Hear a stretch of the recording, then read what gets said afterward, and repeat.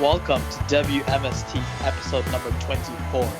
We've got a full house tonight. We're going to be talking Spider-Man Far From Home, Extreme Rules, and Fight for the Fallen, and much more. And of course, as always, the timestamps will be listed in the comments and the description below. So here's the full cast for tonight. We've got the man with no gimmicks, Cam. If I catch any of you licking ice cream on my street, hands will be thrown. And we've got Father Suplex himself, Shawn. Why, hello there.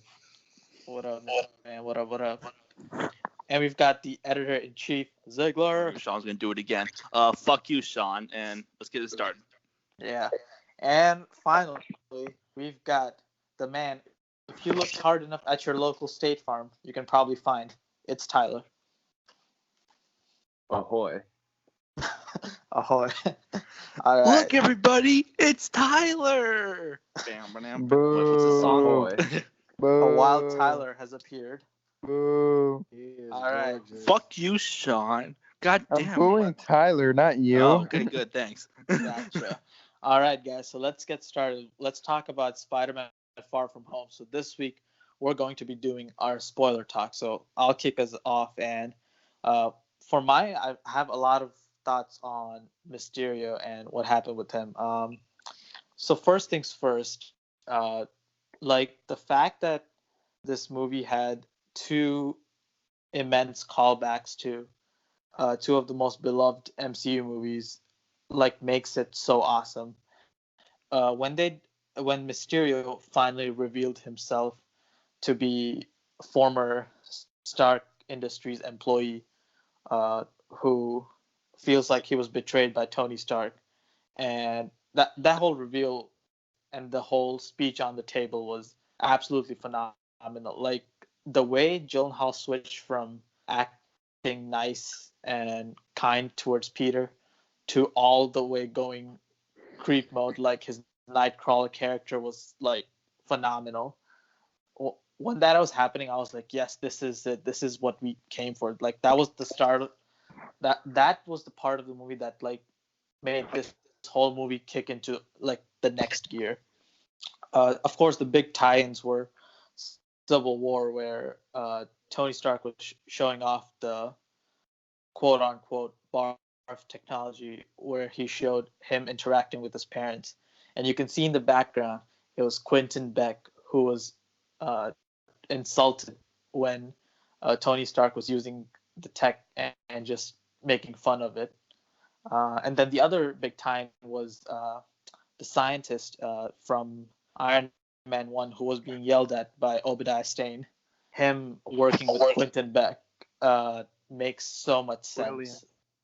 Brilliant, absolutely brilliant. I know when that happened, later I thought about Shawn because I know Iron Man 1 is his favorite movie, and that was a really cool callback. And it's funny because That's his favorite quote. Right. Tony Stark built this in a cave. Right. With a box of scraps. And this is one of the things you just have to commend about MCU. The fact that they were able to just find this guy from Iron Man 1 and bring him back for Homecoming. Like that's like 11 years ago.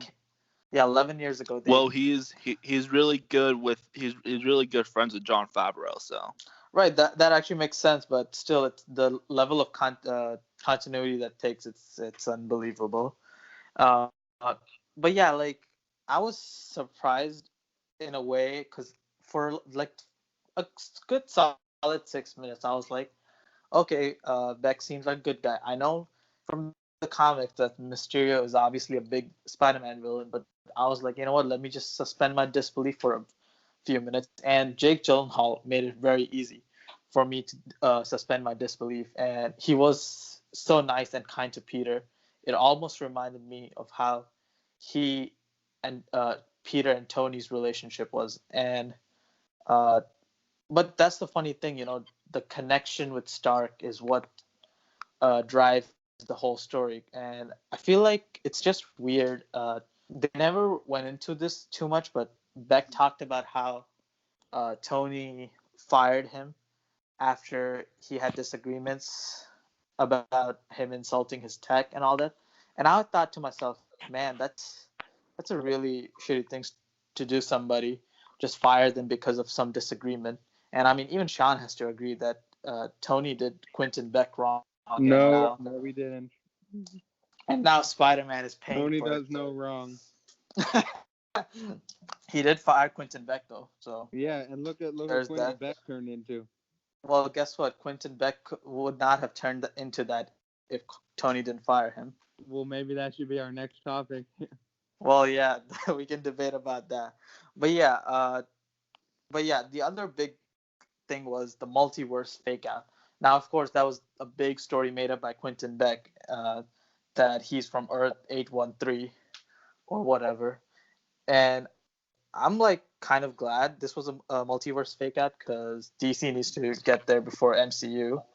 And at the same point, I was kind of disappointed that it was a fake out rather than the multiverse finally being a thing in the MCU. It can still be, but of course, it was a fake out. The other thing was, of course, before we get to the Spider-Man being framed thing, uh, by the end of the final fight, mysterious tech was downloaded on the drive by the Iron Man 1 scientist guy. So there's a. I'm really hoping Jake Gyllenhaal's Mysterio returns. So I feel like that scene is a big indicator for him returning in a future movie. Now, the thing that most people are probably going to talk about till the next MCU movie comes out is the mid-credit scenes for this movie. They did something that has never been done before, revealing Spider-Man's identity to the entire world. I mean, let's just break the scene down. Like, there was so much going on. Mysterio framing Parker for attacking him and trying to kill him. J.K. Simmons returning as J. Jonah Jameson, which was a huge surprise. I mean, that was probably the surprise that kind of just blew everything else that was happening in that scene because I couldn't believe what I was seeing. It just looked right though. That's the thing. I mean, if they casted somebody else, it would have been like, okay, look, that was J. Jonah, whatever. But I mean, it's J.K. Simmons. Like he embodies that character so well. But yeah, the big thing is though everybody knows Peter Parker's Spider-Man's identity. It's Peter Parker, and he like it's crazy. Like everybody knows it's Peter Parker. Like even thinking about it, I still can't wrap my head around it. Like everybody knows who he is. Like all the villains he's put away are gonna come after him. So the possibilities are just endless. They can go the Sinister Six route. They can go Green Goblin. Like it just opens the floodgate for so many different villains. This scene does a lot in that sense. One final thing before I have everybody else talk is Nick Fury being Talos makes so much sense because if that was the real Nick Fury, he would know something was wrong with Quentin Beck. He would not have let this go on for so long. And I'm glad that that scene was there to explain that because throughout the whole movie, I was like, Nick Fury, you dummy. I was so disappointed with him. But then at the end credit, I was like, yeah, Talos being Nick Fury, that makes sense now. All right, so let's open it up to everybody else. Cam, your spoiler thoughts on Spider-Man: Far From Home. J.K. Simmons is back in movies. That is all. No, wait, that's not Okay, all. But next. anyway, good. Anyway, this was actually a really good movie. I saw it this weekend. I had a lot of fun with it. The multiverse theory, they can still do this, but it's kind of baffling how it was all a gigantic facade. How huge this little lie just snowballs into. Like, it's crazy. Like, I know Mysterio is a Spider-Man villain, but I never knew the entire backstory. I mean, Jake Gyllenhaal steals the show in this, and basically when he started to unraveled the layers of the facade and the lie. I just couldn't help but just say, "You heal, you heal." I love it. I love it. I love it. I do love the bit of continuity from the first Iron Man movie and Civil War that basically shows that they do care about the past movies and are still relying on the past movies, that these events happened and these people can be in future movies. Speaking as for future movies, I do hope Mysterio makes it into another movie.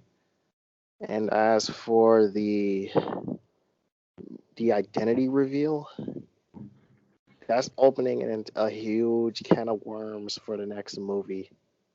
Like they could go with the Sinister Six route. They could go with older villains coming back. The possibilities are endless, basically. That's very true. I can't agree with you more. And Shawn, your thoughts on Spider-Man: Far From Home?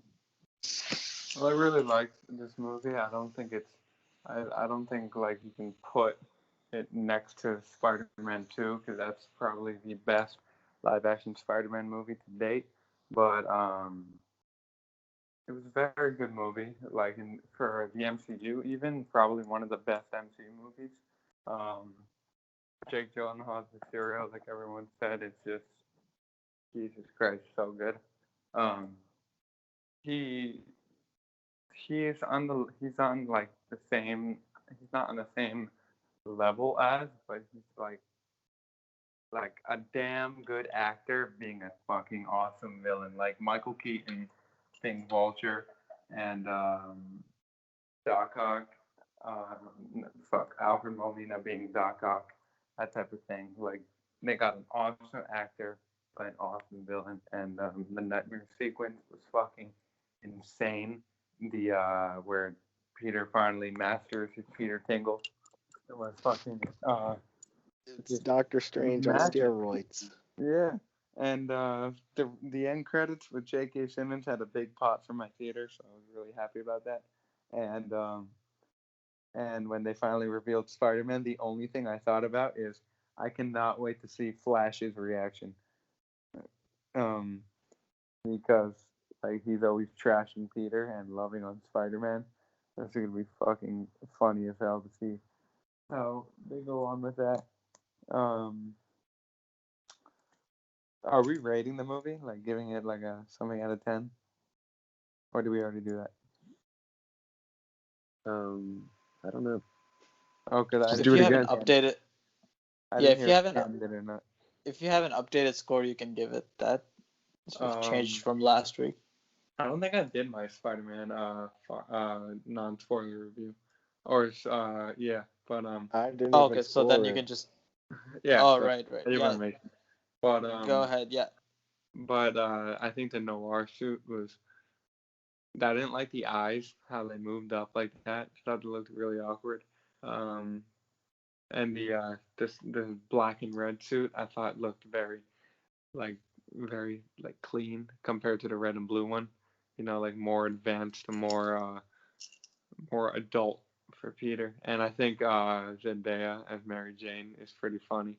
I think it's gonna be interesting to see how that goes on. But overall, very good movie. I give it a 9 out of 10. 9 out of 10 sounds good. And Cam, before we go on to everybody else, Cam, what's your rating for the movie? 9.5. Wow. You 9.5. know what? All I right. give it a 9.6. 9.6. Is that your final? No, I'm kidding. 9.9. 9 out of 10. 9 out of I'm 10. just fucking with you. 9.5 is fine. All right. Sounds good. All right. And Tyler, your spoiler review for Far From Home.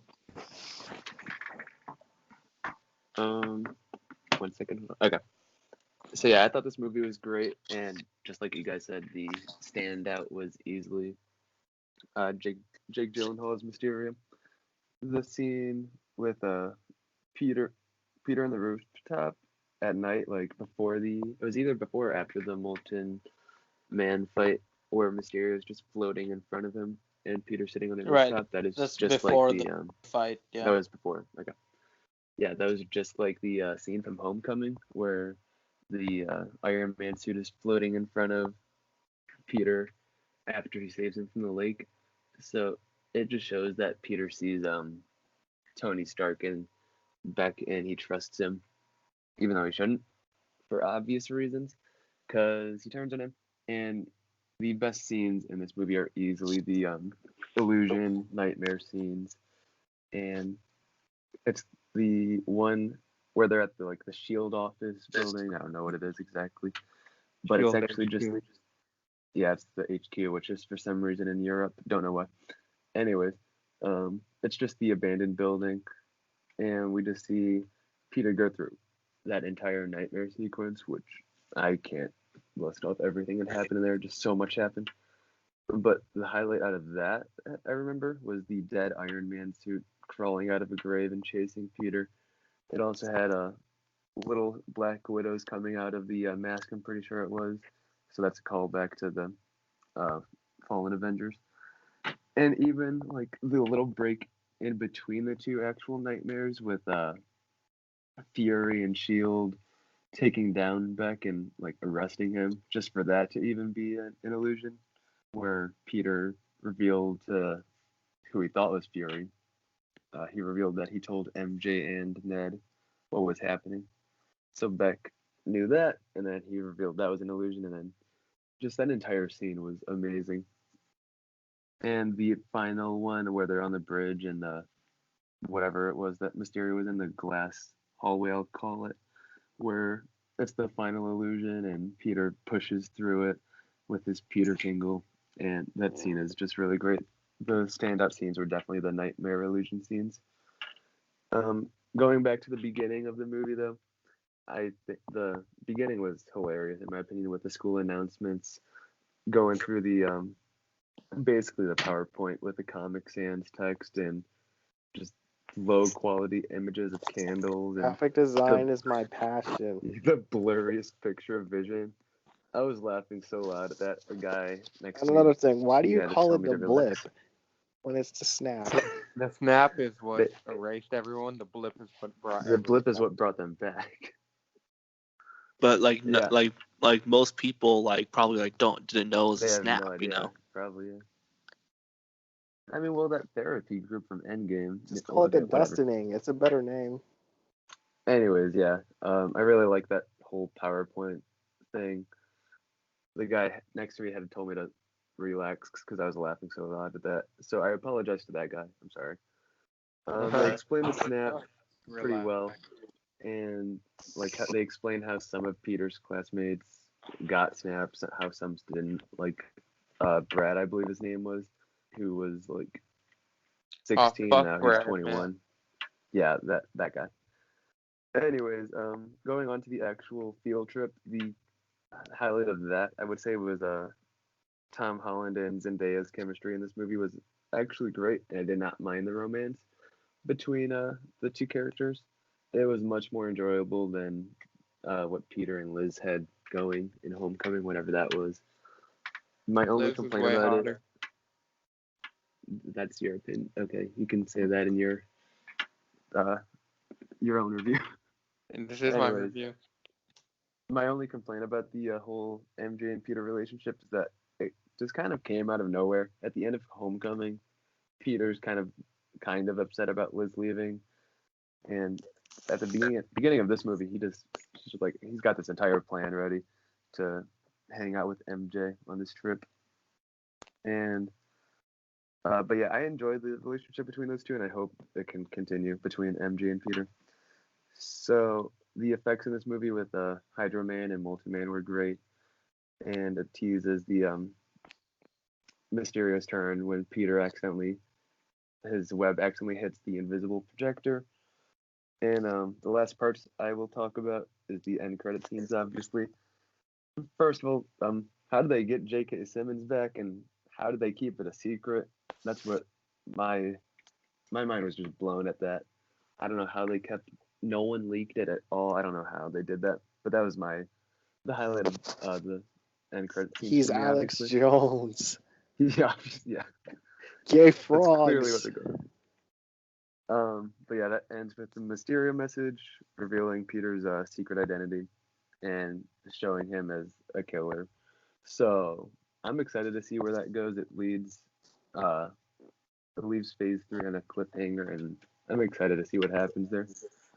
And the other end credit scene is Fury and Maria Hill being Talos and whatever his wife's name is. I don't know. But I like that end credit scene. And my only question is, how long have they been like that? And I have like 3 kind of answers. I don't know. The first one would be after Endgame. Second one would be after Winter Soldier, when Fury, quote, retires. And third, which is not likely at all, which would be Talos has been Fury since the beginning in 2008, which I don't see at all. Since Fury was born, it's been Yeah. Talos. Okay, not since he was What born. was- I think it was anyway. confirmed by Foggy that it was after Infinity War. That's when Talos was there. After Endgame, you mean? Yeah, after Endgame. After. Yeah. Yeah. Yeah, that's what I kind of thought. Anyways, that's all I got about the movie. I enjoyed it. My And your favorite score? Spider-Man movies still goes Spider-Man 2 and Spider-Verse in this one, and then my score would be 9 out of 10. 9 out of 10. All right. Sounds good. All right, Ziggler, your review for Spider-Man Far From Home. One of my favorite Spider-Man movies because it's so goddamn fun, and that's what Spider-Man is supposed to be. Spider-Man is supposed to be a fun, lighthearted movie, and this was it. And just like Spider-Verse and like Homecoming, but I think this is far better than Homecoming. And I love Jake Gyllenhaal as Mysterio. His portrayal as Mysterio was so goddamn good. Now you guys already talked a lot about it and covered all the shit that I wanted to cover, but that's all right though. I don't care. I love that end credit scene, and it was crazy. Like I actually screamed in the theater, "What the fuck?" and nobody yelled at me this time, so I'm happy about that. And I also love that J. Jonah Jameson is back. J.K. Simmons is playing him again, and that's fucking awesome. And yeah, and I love Zendaya as MJ in this movie better than in Homecoming. Her relationship with Tom Holland in this movie was pretty fucking great, and I'd love to see their relationship go to new levels in the third one too. And yeah, that's pretty much all I have to say. Also, wait, when he gets his spider sense, like when he finally like masters his spider sense in like the final like battle and takes out all those fucking drones, that is probably the best Spider-Man fight scene I've ever seen. All right. No. And your score for the Yes. movie, Still the same from last week. which was 8.8. 8.8. All right.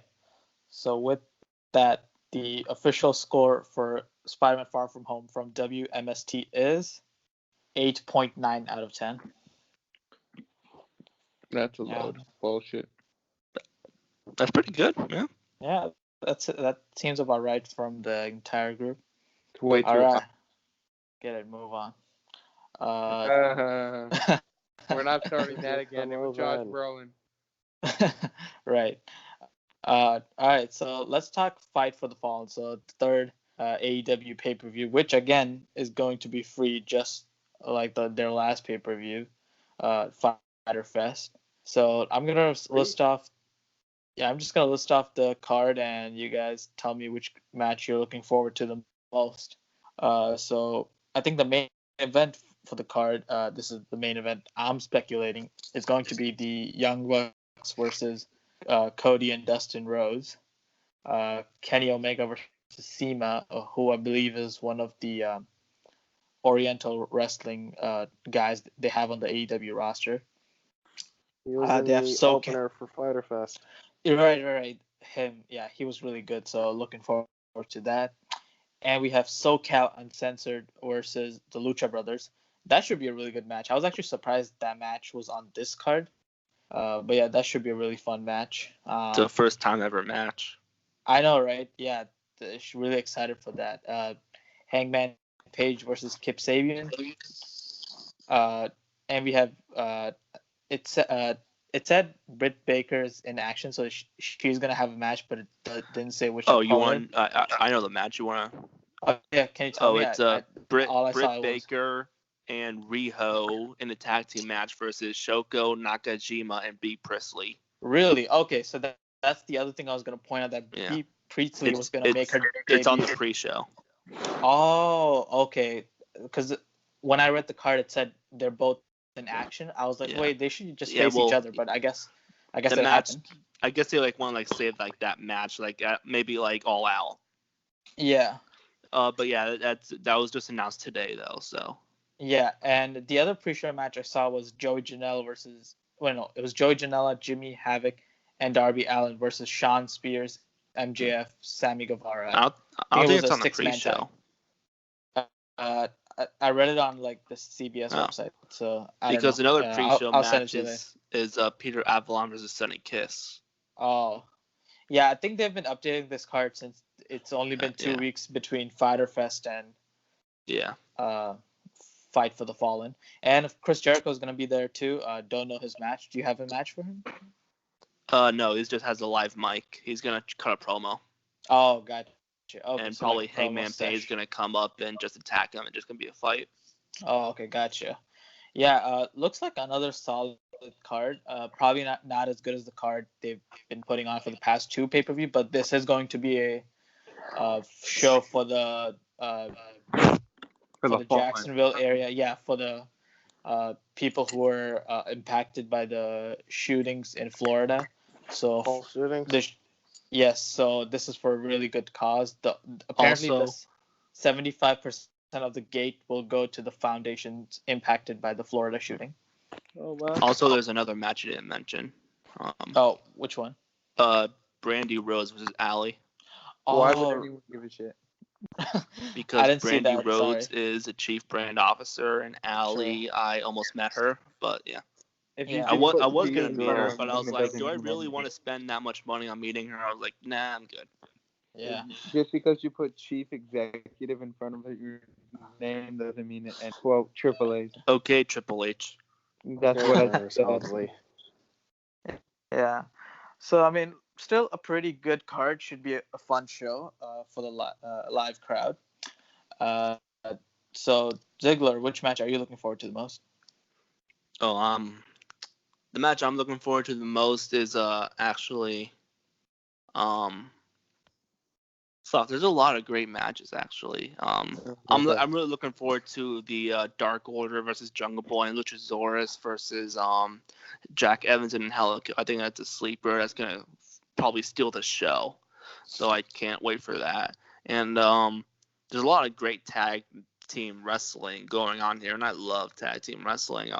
And the first time like ever match between the Rhodes brothers and the Young Bucks, that's gonna be pretty fucking stellar. Hopefully it's gonna be great.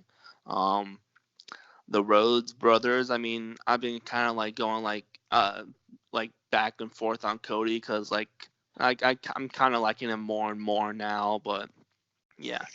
But also, You literally screamed "fuck you, Cody" on the top of your lungs at ROH when we went. that was like 2 years ago, and did you just hear me saying I'm kind of going back and forth on him now? Yeah. Fucking moron. Anyways, I'm also looking forward to that SCU versus Lucha Brothers. That's gonna be fucking great. I fucking love all this great tag team wrestling that's happening. So yeah. Sounds good. And Cam, which match are you looking forward to the most? This is going to be a second pay-per-view with AEW. This is free, you said, right? Yes, on the BR app, just like Fighter Fest. This is also on the same night as the Evolve 10th anniversary thing that they're running on the network. That is correct. Once again, I'm going into it blindfolded. I mean, it's mainly just pay-per-view before they start doing TV shows. I'm still trying to get to know some of these wrestlers. Yeah, that's I'm very basically a true. casual. I'm basically casual if that exists in the All Elite Wrestling fan base, because most of it is smarky cons that basically say that it's gonna castrate WWE.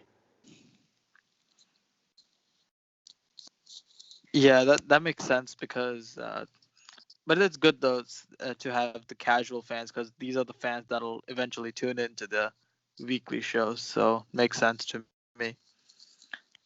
And And plus, the show Shawn, is going to a good cause.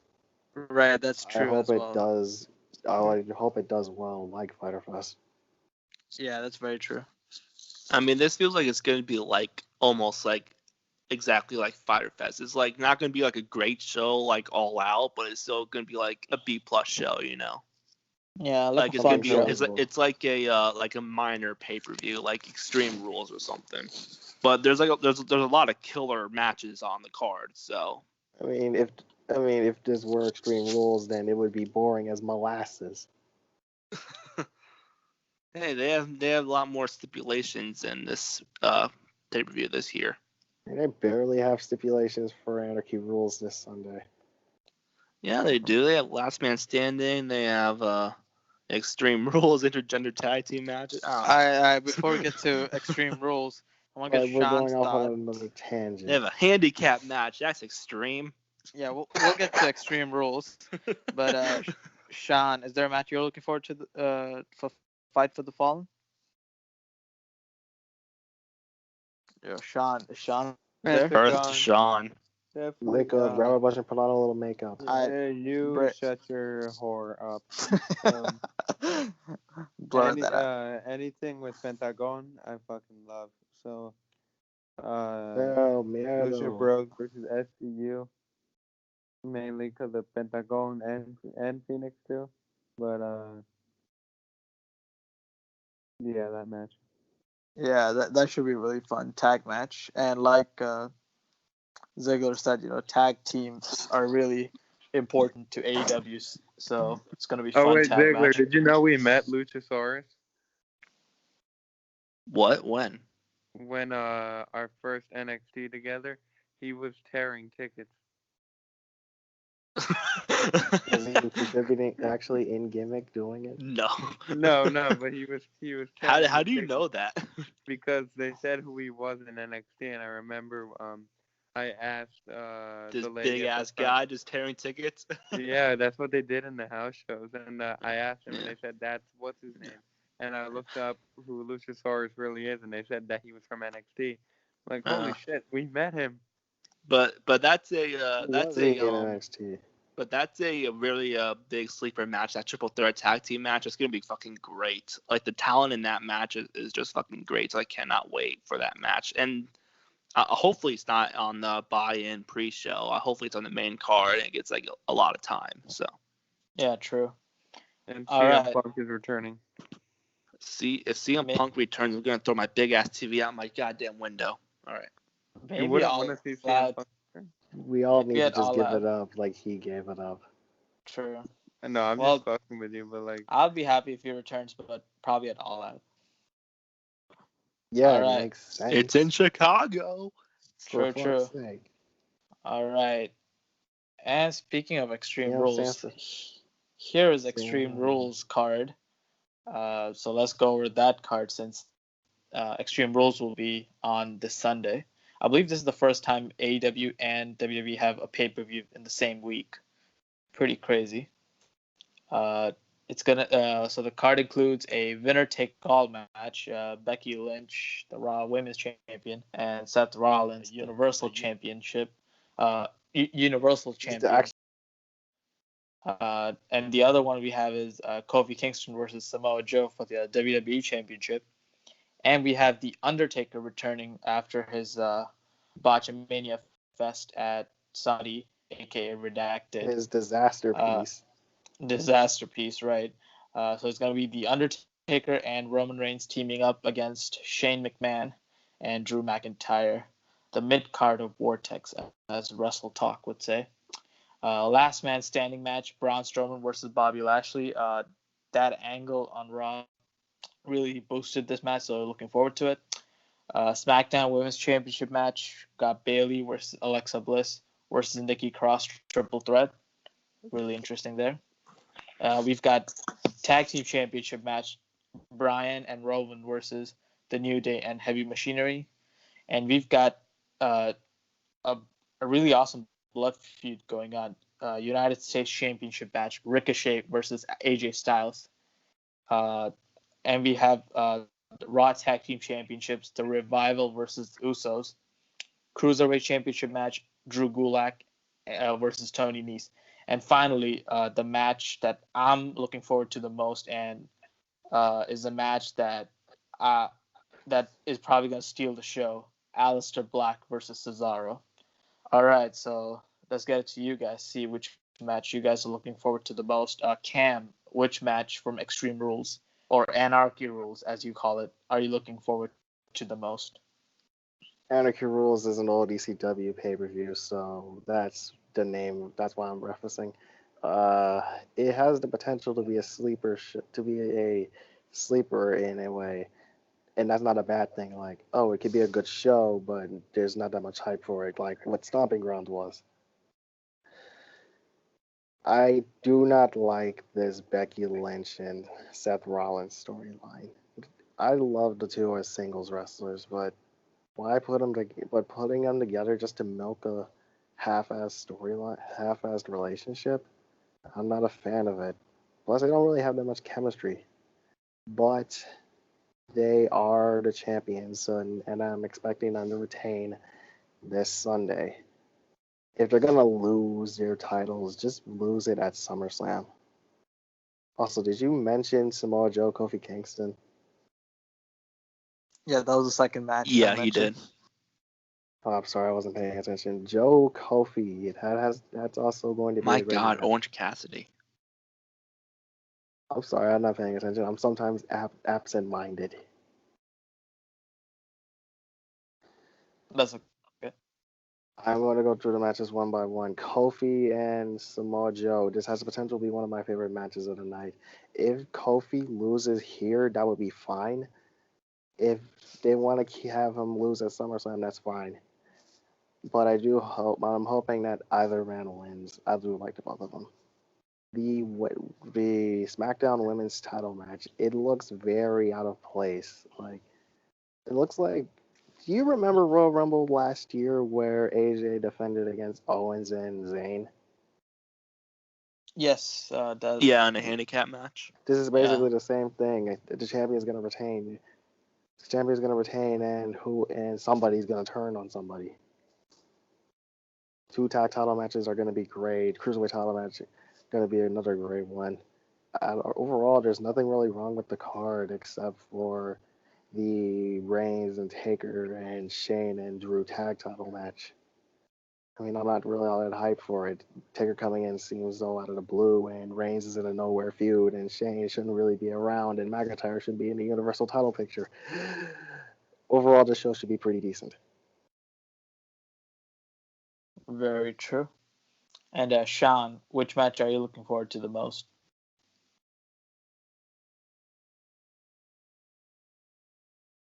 Is Shawn there? Yeah, what happened?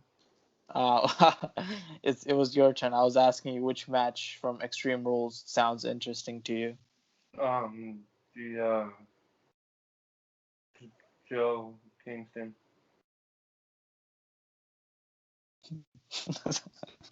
Sorry.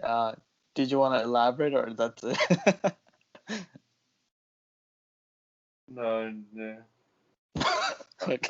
I love Kofi. I love Joe, and I love the WWE title.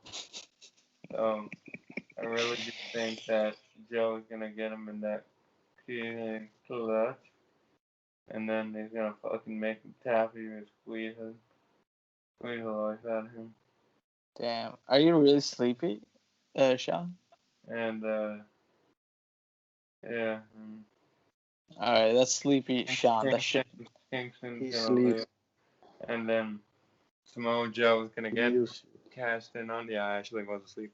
But Kingston's gonna lose the title, and then Kevin Owens is gonna beat Samoa Joe, and I'm gonna live happily ever after. With Happily, and goddamn then ever Shania after. Twain's Yeah. gonna give me a tuggy.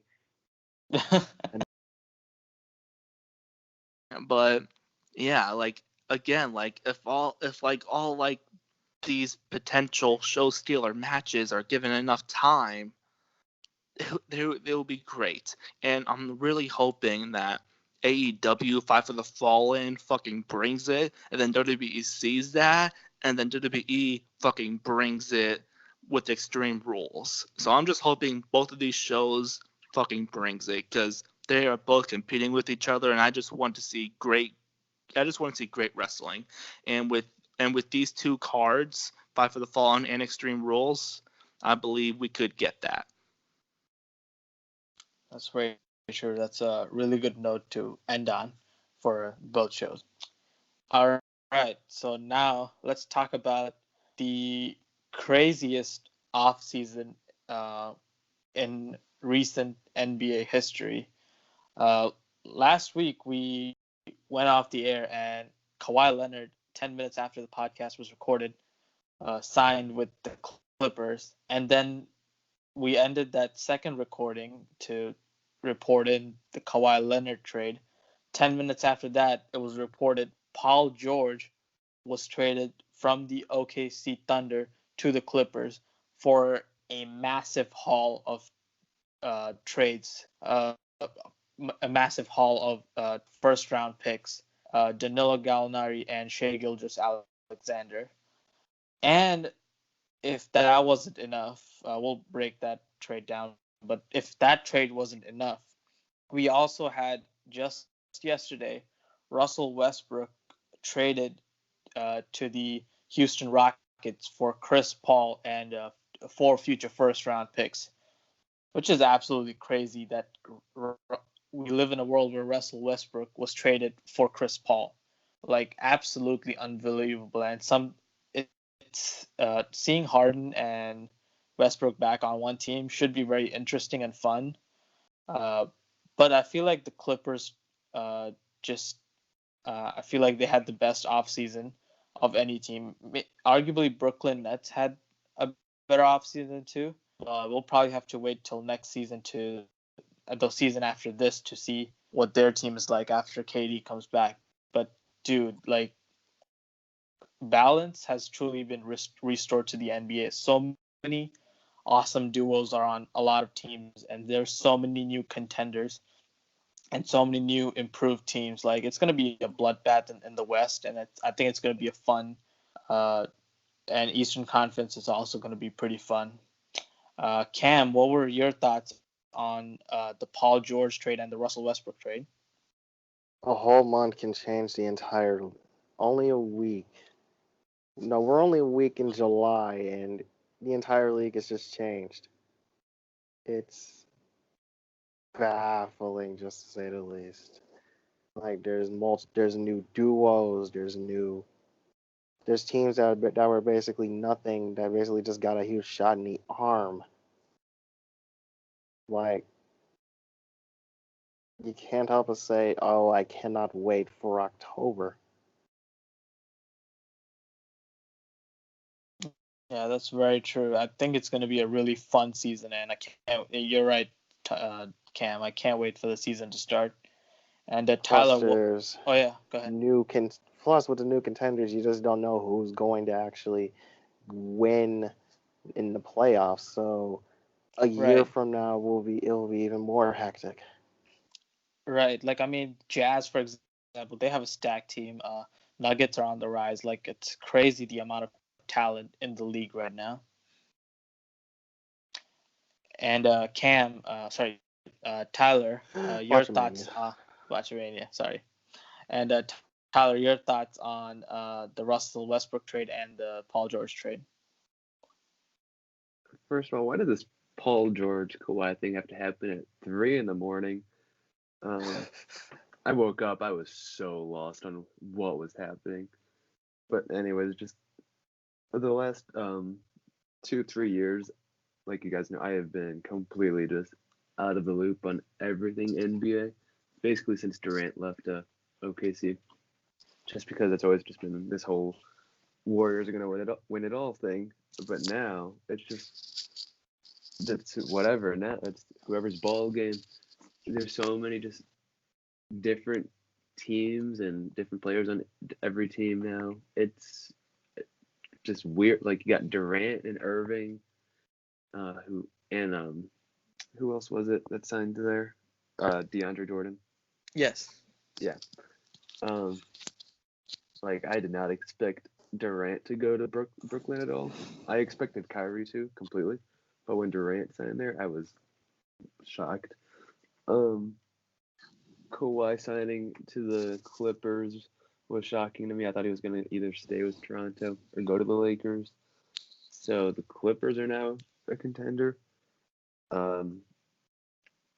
Lakers also got DeMarcus and Danny Green, and they re-signed Rondo, so they got a team now. So they have their role players that we were saying they needed. And I feel like the NBA will actually be fun this year and not just expecting One the Warriors in team the finals. wins. Yeah. LOL. Like I know the Raptors won last year, but I feel like the West will actually be more competitive considering a lot of the teams have like superstars now, especially the Rockets with Harden Right. and Westbrook. Yeah. But the thing with the Rockets, I feel like those are just Harden and Westbrook. Those are just like two shooters. Like they're both pure scorers, and I wonder how they're gonna play together. I know they have before, but that's when Harden was a six man. So we'll see how that works out. Yeah, that's true. I think that's the biggest concern with the Harden and Westbrook fit. But And people overall, are I'm joking excited for like, the league. yeah, that's true. And the other minor news was that they added a new rule. You know how there's a coach flag in football? They're gonna add the same thing in the NBA. The coaches will get to have a flag. Yeah, I saw that. I saw it on TV at work. It was muted, so I couldn't hear it. I was so confused. Yeah. Like, So basically, if the coaches think the referees got the call wrong, they can not throw a physical flag, but they can call a timeout and have the referee review the play, which is, I think, it should be a cool thing. Yeah, I think it'll be funny if Harden flopped and the coach is like, hey, you got to check that again. Harden flopped, and then the referee's like, oh yeah, you're right, Harden flopped. Okay, that was not a foul. Yeah, that sounds interesting. We'll see how it works. Yeah, I'm actually just excited for the NBA for the Right. first time in a while. And like you mentioned, Warriors have been going to the finals since 2015 out of the West. No team since the Spurs has gone to the finals other than the Warriors. Like, that's crazy. And I think this year that is about to change. All right. Yeah. So with that, thank I you, know everybody. at this time. What's that? Oh, yeah. Thank you, everybody, for tuning in. And here's Cam with the outro. Ladies and gentlemen, the outro. Hey everybody, I hope you enjoyed that episode. If you liked it, please like, share, and subscribe. And click the channel for more videos and see our recent uploads and our interviews with guys like @JordanJomo from Instagram and the Wrestling Classic. Again, thank you for your support, and we'll keep on delivering outstanding content for you all. Thank you.